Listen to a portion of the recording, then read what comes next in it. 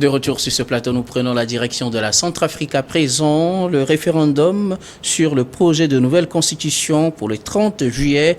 Les Centrafricains seront appelés aux urnes le 30 juillet prochain pour se prononcer sur le projet de nouvelle constitution. La nouvelle constitution proposée en remplacement de celle de 2016 fait passer le mandat présidentiel à 7 ans renouvelable sans restriction au lieu de 2 mandats de 5 ans pour celle de 2016. Et quelques réformes y sont aussi proposées. Réforme de la Cour constitutionnelle dont les membres passent à 11, dont 3 sont choisis par le président de la République, 3 par le président de l'Assemblée nationale. La campagne référendaire aura lieu du 15 au 28 juillet prochain pour cette élection référendaire le 30 juillet. Alors, quel regard portez-vous justement sur les grandes orientations portées dans cette nouvelle constitution? J'aimerais bien commencer par vous qui êtes député, honorable Bossolé Obekou. On passe, globalement, il y a plusieurs modifications, mais les plus essentielles. Le mandat présidentiel est allongé de 5 à 7 ans, au moment où le Gabon peut-être quittait 7 pour revenir à 5 ans, comme c'était le cas. La Centrafrique va de 5 à 7 ans. Il n'y a plus de restrictions, le président pourra se présenter à volonté. Et la Cour constitutionnelle passe maintenant de 9 à 11 membres. 3 sont nommés par le président, 3 sont nommés par le président de l'Assemblée nationale. Il y a un poste de vice-président également de la République qui est créé. Quel regard portez-vous justement sur toutes ces modifications apportées? Non, au fait, ces modifications, c'est par rapport à la réalité de ce pays, la Centrafrique. Et au-delà de ces modifications, le vrai problème ou bien le vrai débat, c'est l'opportunité du changement de constitution, de la modification de la constitution en cette période-là. Donc, je crois que pour les modifications, bon, il n'y a pas grand-chose. Une constitution, je crois que il y a beaucoup de choses. C'est la loi fondamentale d'un pays. Il y a beaucoup de choses. Et la constitution, le changement ou la modification par rapport à la durée du mandat et aussi à la limitation ou à la non-limitation du mandat, ça aussi, ça fait débat. Moi, je dirais que tous les pays ont leur réalité. Et au moment où tout le monde appelle, surtout dans les pays africains, à considérer les réalités des sociétés africaines et des pays africains dans l'élaboration des constitutions, je crois que par rapport à ces changements, à ces modifications, les autorités, les responsables de ce pays, de la Centrafrique, ont mûri beaucoup les idées avant de pouvoir introduire ces changements-là. Il faut aussi souligner que ils ne sont pas accordés toute la classe politique n'est pas d'accord d'abord sur une modification de la Constitution. Tout le monde, certains veulent que la Constitution soit intacte et que ce jeu, la prochaine élection soit organisée à base de cette Constitution-là, ce qui ne permet pas au président actuel de pouvoir briguer encore un autre mandat. Et cette question se pose aussi si la modification n'est pas guidée par un intérêt personnel entre guillemets du président. Et au fait, au-delà de ça, ce qu'il faut dire aussi, c'est que par rapport au mandat, les mandats limités ou ne pas limités, ça me fait sourire avant de revenir peut-être sur ça. Vous allez voir que même dans les groupes, sur les plateformes, il y a même ce débat-là actuellement. Et je voudrais d'abord rappeler quelque chose qui m'a fait sourire la fois passée. Et je parle de l'idée ou de l'analyse d'un de nos chroniqueurs qui est habitué à ce plateau, Firmin et Teko Abo, qui avait même dit que la limitation de mandat est antidémocratique. Et sur les plateformes, c'est le débat. Il y a des gens même qui l'attaquent en disant que non, pourquoi il peut... Mais ce qu'il avait annoncé était bien réfléchi. Il est vrai que moi, personnellement, je suis pour la limitation de mandat. Je ne suis pas pour le mandat non limité à volonté. Mais je ne ferme pas la porte quand même à ces réflexions-là, en qualifiant ces réflexions en même temps d'antidémocratiques. L'ouverture donnée ne pose pas de problème. Non, ça pose de problèmes au niveau interne, lorsque certains sont contre ça. Donc, le débat est là. Mais de l'extérieur, on ne peut pas quand même dire si ce qu'ils ont fait au niveau de la Centrafrique est bon ou pas, mais c'est au niveau intérieur que nous trouvons, nous savons que, en faisant cette analyse-là, nous voyons qu'il y a quand même une grande partie qui est opposée à ce changement de constitution. Et aussi, en considérant la situation de la Centrafrique, on sait que actuellement, c'est un pays en guerre. Il y a une grande partie du territoire qui est occupée par des rebelles. Donc actuellement, cette manière de faire ce projet de constitution, ce référendum-là, n'est pas du goût de tout le monde. Et ça aussi, ça ne fait qu'augmenter la tension au niveau de ce pays. Et je crois que c'est au niveau interne et aux Centrafricains de s'asseoir pour voir si oui et non cette constitution, ces modifications-là sont quand même opportunes et ça arrange tout le peuple centrafricain. Ah oui, donc de décider s'il faut aller voter oui ou non. En tout cas, ce sera le 30 juillet prochain. Prosper Adam Adjrono d'abord. Quel regard portez-vous sur ces modifications proposées au niveau de la nouvelle constitution qui sera soumise au référendum le 30 juillet prochain en Centrafrique? Oui, dans votre mot introductif concernant dans ce test-là, vous avez dit en fait les parties essentielles du test. Mais je pense qu'en réalité, ce sont des parties qui font entorse, disons, à la démocratie, qui nous a été donc vantée comme... Contrairement à ce que dit l'honorable. Hein? Oui, tout à fait. Et qui est donc la meilleure forme de gouvernance. C'est ce qui se dit. Et donc, je pense que si nous partons de ces aspects-là, vous convenez avec moi que, naturellement, que ces parties-là puissent réveiller un certain nombre de réflexes donc, qui sont contraires à ce que veut promouvoir, en tout cas, Touadéra. Mais qu'à cela ne tienne, je pense qu'aujourd'hui, lorsque nous prenons ces modifications-là, pris dans leur globalité, vous constaterez que le centrafricain lambda essaie de faire une référence en ce qui concerne donc Bokassa, qui est également... J'allais poser la question. Hein. Tout à fait. Donc, ça voudrait dire quelque part que je pense qu'il y a des signes de fébrilité. D'abord, le fait que nous, globalement, lorsque on essaie donc d'introduire des modifications dans la loi fondamentale, tout de suite, et surtout lorsqu'on touche la limitation ou la non-limitation du mandat ou bien le retour du septennat, etc., on a tendance de suite à professer des intentions sur celui qui le fait comme étant quelqu'un qui veut naturellement le faire en sa faveur. On va aborder cet aspect tout à l'heure. Alors, ces modifications, est-ce une certaine renaissance de l'Empire centrafricain avec Bokassa? Ça peut l'être, mais au même moment, je pense qu'on ne doit pas le regarder comme étant, disons, un aspect négatif. Parce que le pays, c'est un pays profondément meurtri qui renaît de ses cendres. Et est-ce que, si nous faisons avec le recul, est-ce que nous ne constaterons pas que la Centrafrique, si nous nous reculons de la personnalité de Touadéra, nous ne constaterons pas que est-ce que la Centrafrique n'a pas besoin de ça, puis, et encore moins que jusqu'au jour d'aujourd'hui, il n'a pas dit qu'il le fait en sa faveur. Mais comme ça a été toujours le cas dans tous les pays, le virus a pris partout. Personne n'a jamais fait le contraire. Donc tout de suite, on dit, et je pense que c'est le cas.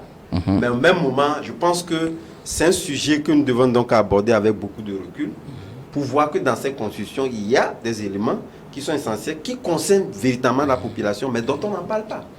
Aujourd'hui, c'est l'érection du sango, par exemple, comme langue officielle, à côté du français. J'ai perdu ma prise de notes. J'ai relevé un certain nombre d'aspects qui n'étaient pas dans l'ancienne constitution, effectivement, mais qui sont des aspects de la vitalité, aussi bien de la démocratie de ce pays-là.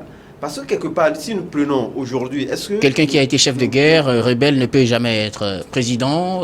Voilà, des aspects comme ça, des aspects qui sont en lien avec les réalités de la Centrafrique. Nous devons normalement saluer, et c'est normal. Ceci résout un certain nombre de problèmes que nous ne voyons pas. Mais au-delà des solutions apportées, est-ce qu'il n'y a pas aussi des problèmes concrets avec les mandats bien évidemment, je le dis, mais c'est pourquoi je dis, si tel est qu'on peut modifier, de toutes les façons, il y aura un président. Si tel est qu'on ne le fait pas en notre faveur, il y aura toujours des présidents qui vont apporter des modifications à la loi fondamentale qui va au profit de la population. Tel que nous ne voyons pas aujourd'hui, c'est la personnalité de Touadéra que nous voyons concernant dans ces modifications. Ce sont des points-là, comme je le dis, qui font la vitalité qu'on nous a chanté comme étant donc la meilleure forme de gouvernance qu'on dit. Mais lorsque nous prenons, est-ce que la démocratie a permis ou de résoudre pratiquement tous les problèmes de nos pays? Je ne crois pas. Aujourd'hui, le cas centrafricain devait normalement nous interpeller beaucoup. Le cas centrafricain jusqu'au jour d'aujourd'hui, ce sont les pays africains qui, à un moment donné, ont constaté véritablement que si ils ne portaient pas donc appui à ce pays-là, je pense que c'est un pays, parce que lorsque vous prenez les Nations Unies, qui ont mis l'embargo des armes dans un pays qui sort de la guerre, est-ce que vous trouvez ça normal? C'est pas normal. Donc je pense que c'est cette élévation-là de niveau de réflexion qu'a mené un certain nombre de pays. Nous prenons par exemple le Rwanda qui est pour la plupart cité, qui vient en appui, également d'autres pays on n'en parle pas assez. Je pense que cette coopération endogène entre nous les pays devait nous amener véritablement à comprendre qu'on ne doit pas fondamentalement être guidé par les Occidentaux pour dire que nous sommes dans une meilleure forme de gouvernance. Merci beaucoup, Adam. Prosper, je vous sais contre ces systèmes de gouvernance et ces affaires d'élection, mais au regard des modifications apportées, qu'avez-vous à dire, même si vous êtes généralement contre ce genre de situation? Non, moi je salue le bravoure de cet homme qui a tenu tête, qui continue de tenir la dragée haute aux Occidentaux. Vous savez, et surtout la France. Oui, les affres que ce monsieur a traversé avec beaucoup d'attentats, comment on appelle, érigés. Banquets érigés à son encontre avec des mercenaires qui ont été envoyés en Centrafrique pour le déstabiliser. Il a eu l'audace donc de prendre langue avec la Russie. Et ça n'a pas plu vraiment au potentat français qui reste donc qui reste donc accablant vis-à-vis donc de Touadéra. Et vous vous rappelez même je crois, il y avait la présidente de la Cour suprême entre-temps, lorsque constitutionnelle, voilà, quand le Touadéra avait voulu donc modifier même la constitution pour prolonger son mandat, il y a eu, la dame a même démissionné sous... Non, la contrainte... Elle a été obligée. Oui, elle a été...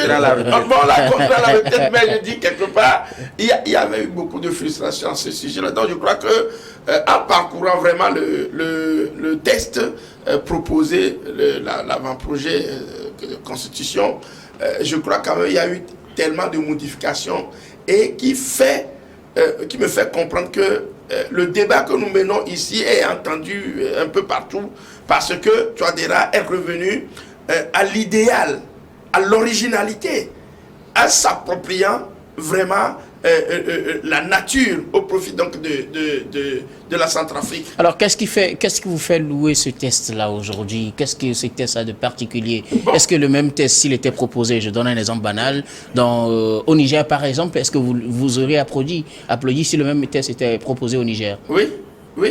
Parce que là... Vous n'auriez pas vu la personne de Bazoum derrière? Non, pas de Bazoum derrière, parce que, comme Adam vient de le dire tout à l'heure, on doit s'approprier notre identité.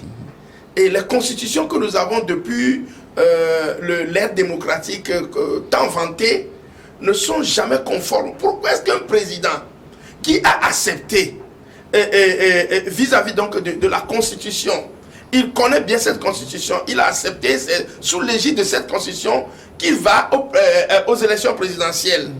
Et qui, quelque temps après, vient et dit non, je vais prolonger mon mandat. Cette question-là, on ne se la pose pas. Et c'est pourquoi on regarde tout simplement derrière ce refus-là, la personnalité de celui qui le dit. Oui, explique-nous, qu'est-ce qui explique cela? Ce qui veut dire qu'on veut y faire deux mandats et puis à la fin, finalement, on change les choses. La limitation des mandats, je rejoins C'est toujours votre fil conducteur. Oui, il faut... La limitation des mandats, moi, je suis contre. C'est-à-dire qu'on dit, vous faites 2 ans, plutôt un mandat de 5 ans, renouvelable une seule fois. Alors que les projets sur lesquels on se base pour pouvoir être élu sont à long terme. C'est des projets à long terme. Et l'idée, forcément, d'une personne n'est pas celle de l'autre. Et moi, je dis, la démocratie, c'est le changement de clan. C'est-à-dire que quelqu'un vient avec tout ce qui l'entoure, son environnement, il repart avec un autre vient et on repart sur de nouvelles bases. Moi, je dis, il n'y a pas de continuité dans la démocratie. Alors, mais quand on s'éternise, peut-être dans l'idée ingénieuse de faire développer le pays avec ses idées, quand on s'éternise, est-ce que vous ne pensez pas que ça finit par détruire finalement ce qu'on construit? Angela Merkel a fait 16 ans. Le système démocratique allemand est différent. Angela Merkel était une chancelière. Il n'y a pas de chancelier en Centrafrique. Il n'y a pas de chancelier. Mais elle a été au pouvoir. On sait qu'il y a un président en Allemagne. Voilà, justement. Donc, c'est pas la même chose, carrément. Donc, je dis, et quand même, c'est le pouvoir qu'elle a exercé. Au Maroc, le roi, elle a depuis... C'est carrément un royaume. Voilà, pourquoi est-ce que vous ne voulez pas que l'on revienne? Ça dit que c'est... Alors, vous prenez plutôt la renaissance de l'Empire centrafricain, oui, moi comme à l'époque de Bokassa? Bon, je ne pense pas que Bokassa, même il y a eu des noms d'issus Bokassa, il y a eu des mensonges, des noms mensonges. Pour moi, je n'ai rien dit sur lui, j'ai juste prononcé son nom. Bokassa beaucoup parce qu'il y avait l'histoire avec Giscard d'Estaing à l'époque, donc on a fomenté des... Pour le moment, je ne suis pas allé dans le fond. Maintenant, allons ici. Moi, je crois quand même que Bokassa avait un idéal. Et je crois quand même que Touadéra, en tant qu'homme politique, s'est basé sur le passé pour voir réellement, lire l'histoire pour comprendre. Alors moi, je dis, pour la limitation des mandats, je pense que de 5 à 7 ans, pour moi, c'est même peu. Oui. Heureusement que c'est à volonté. De 10 en 10, je crois quand même que... C'est-à-dire que le développement, c'est sur le long terme. Il faut permettre aux gens d'être là à long terme pour réaliser. Réfléchir. Vous savez, la majorité des présidents sont sous la pression. On les presse. Regardez l'histoire du président sénégalais. À chaque fois, on lui pose la question, est-ce que vous allez prolonger votre mandat? Vous allez aller... Ça dit que c'est des questions qui n'ont même pas le droit d'être posées. Donc ça met plus de pression sur les gens. Ils se disent, mais j'ai comme on appelle, un plan social à développer. Maintenant, il faut 4 ans, 5 ans pour le faire. Alors qu'en Amérique et en France, c'est des trucs qui sont... En Europe, c'est des trucs qui sont plutôt peut-être planifiés. Et on sait que 4 ans, 5 ans après... Celui-là viendra, il va continuer. Il y a une continuité. Mais ici en Afrique, la démocratie telle qu'elle est imposée, vraiment ne répond pas aux normes. Donc je crois quand même que lorsque quelqu'un comme Touadéra prend le temps de regarder, de lire dans l'histoire, ligne par ligne, et a compris qu'on est en déphasage par rapport à nos réalités, il est revenu, il a pris le Songo comme langue nationale et officielle. Oui. Avant d'ajouter le français. Et les autres langues sont aussi des langues nationales. Des langues. Donc je crois quand même que ce sont ces réalités-là sur lesquelles on peut se baser pour nous développer. Et vous savez, il n'y a pas de culture sans la langue. La langue constitue la base même de notre culture. On peut trouver parce que quand vous allez chez nos grands-parents, ils vous appellent les choses dans leur langue, pas dans une langue étrangère. Donc je crois quand même que c'est par là qu'on doit commencer. Donc pour moi, aujourd'hui, Touadéra, il doit être l'exemple des autres. Et moi, je demande aux chefs d'État africains de pouvoir prendre... De faire comme Touadéra. Oui, de prendre leur courage à 2 mains et qu'on laisse ces bagarres politiciennes qui font que l'Afrique ne se développe pas. L'Afrique ne se développe pas, c'est cela. Donc je crois quand même que pour moi, aujourd'hui, on reviendra sur un autre part de ce débat. Ouais. Moi j'ai dit, Touadéra, c'est un homme courageux. Merci beaucoup, Prosper. J'aborde le deuxième aspect donc, de ma question. Est-ce que vous voyez derrière cette proposition de modification une volonté de s'éterniser au pouvoir par Touadéra? Beausoleil. Non, je l'ai dit tantôt. Et à chaque fois que des présidents proposent la modification de la Constitution, pourtant légale, parce que cette modification est même constitutionnelle. Elle est démocratique. Elle est démocratique, c'est mis dans leur constitution et les conditions de modification. Lorsqu'il reste peut-être 1 ou 2 ans pour les élections et qu'on modifie la constitution, on prête des intentions d'intérêt personnel à ces présidents-là. Et c'est ce qui a amené même, je crois, la CEDEAO à un moment donné à mettre une règle en disant que à 6 mois de la présidentielle, on ne fait plus de modifications. Donc, ici, je ne suis pas dans la tête du président centrafricain, mais ces intentions peuvent être des intentions, je l'ai dit tantôt, en rapport avec les réalités du terrain, en rapport avec les réalités de la situation de ce pays actuellement. Et comme ça peut être aussi une volonté, l'homme est ce qu'il est, comme ça peut être aussi une volonté de s'éterniser au pouvoir. Donc ça, en prenant ces deux aspects et mis de côté, je peux dire que c'est ce que j'ai dit tantôt, qu'il appartient. Il faut considérer, lorsqu'on fait ce débat-là, au niveau international, au niveau externe, il faut prendre en compte la réaction et le débat au niveau interne. Que disent les Centrafricains? C'est pourquoi on les appelle maintenant au référendum. Et ils vont se prononcer sur cette idée-là de l'exécutif de modifier cette constitution-là. Et c'est constitutionnel, c'est légal. Donc, au-delà de ça, la question que nous devons nous poser au niveau de l'Afrique, de nos pays, le débat est là. Faut-il des pays d'abord de démocratie? Je crois que tous les pays, la quasi-totalité des pays africains ont opté pour la démocratie. Ouais. Et quand vous prenez la démocratie, il y a des principes fondamentaux de cette démocratie-là. Et l'un des principes fondamentaux, c'est l'accession au pouvoir par la voie des urnes. Ça veut dire que c'est le peuple qui doit se prononcer sur celui qui doit être président de la République et sur ceux qui devaient faire la loi. Je parle des députés et des autres organes du Parlement. Donc, au fait, ici, le débat est là, et actuellement en Afrique, démocratie ou limitation de mandat. Et quand vous prenez pour la limitation de mandat, disons-nous la vérité, la majorité, ça n'engage que moi, mais je le dis par rapport à mes analyses, que la majorité des Africains est pour la limitation des mandats. Donc vous allez constater que lorsque un président parle d'ouvrir la possibilité de se présenter, il y a quand même des réactions qui vont, des fois des réactions violentes. L'exemple du Sénégal, Prosper l'a évoqué tout à l'heure. Les politiciens, le peuple aussi, les politiciens, de toutes les façons, ça suscite quand même des réactions même parfois violentes, comme je le dis, dans tous les pays presque où ça s'est passé. Donc actuellement, est-ce qu'il faut limiter les mandats ou pas? Je crois que ce n'est pas la question de limitation du mandat qui est essentielle au niveau de nos pays. C'est comment faire en sorte que ces pays-là se développent et que les dirigeants, ceux qui viennent au pouvoir, arrivent quand même à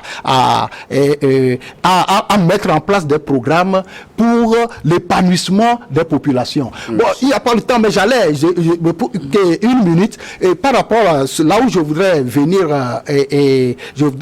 aborder dans le même sens que Prosper pour la limitation, le mandat de 5 à 7 ans, ça s'est passé au Togo.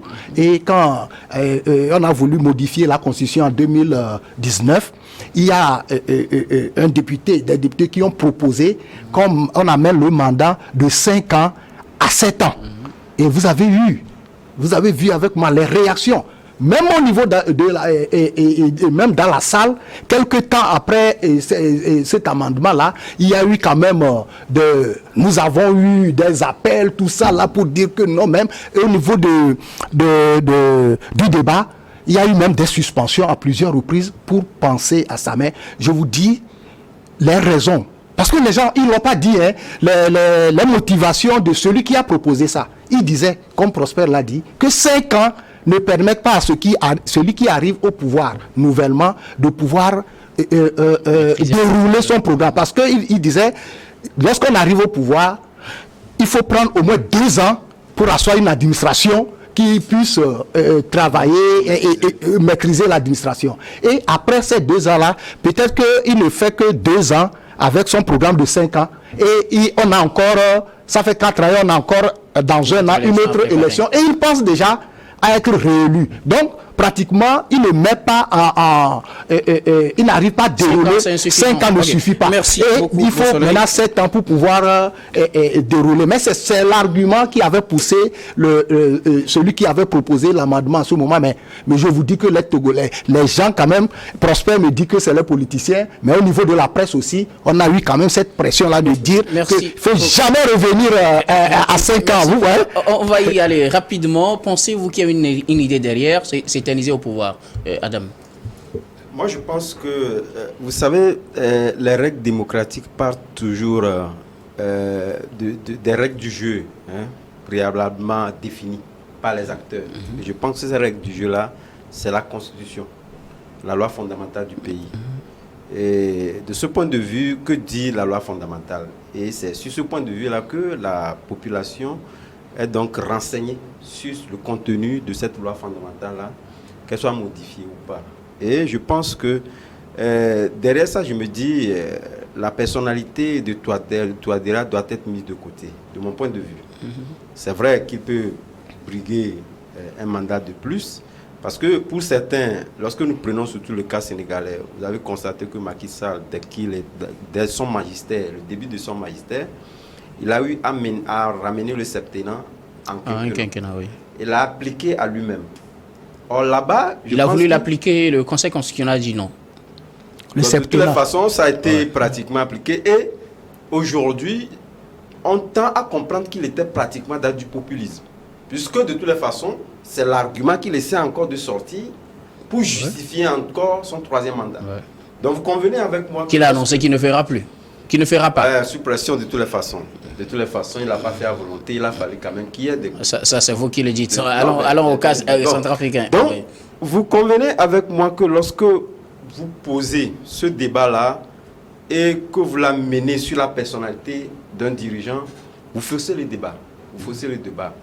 C'est pourquoi moi je suis pour la consultation de la population. Pour que la population décide. Merci beaucoup. Adam, Prosper, en quelques mots, voyez-vous derrière cette idée de modification, surtout du mandat présidentiel, une volonté pour Touadéra de s'éterniser au pouvoir? Mais au-delà de la réflexion d'Adam, j'aimerais ajouter par rapport au parallélisme des formes et dire que on peut vouloir prolonger son mandat à cause donc d'un point de vue qui coïncide un tout petit peu avec la réflexion faite par la personne qui le demande. Donc, vouloir s'éterniser, je crois que le mot est trop fort pour le dire. Mais prolonger son mandat, rester encore un peu plus, pour moi, reste donc une volonté palpable. Le truc ici, qu'on a sauté aussi le verrou qui limite les mandats. Oui. C'est à volonté qu'on peut se présenter. Oui. Est-ce que ce n'est pas ça même qui pose le problème? Bon, pour moi, ça dépend donc de quel côté on se trouve. Vous savez, lorsque vous avez le pouvoir, moi j'ai dit un jour aux gens, aujourd'hui, quand on prend le Togo, c'est Gnassingbé qui est au pouvoir. Là-dedans, si c'est Agboklou qui est au pouvoir, est-ce que je ferai la même chose que ce que j'aurais la même pensée? Non, je dirais, je protégerai le pouvoir. Donc je dis quelque part, il faut qu'on sorte un peu donc de ces analyses-là et penser que s'éterniser, c'est ça donc la réflexion. Non. C'est pouvoir développer. Donc on a des programmes à dérouler.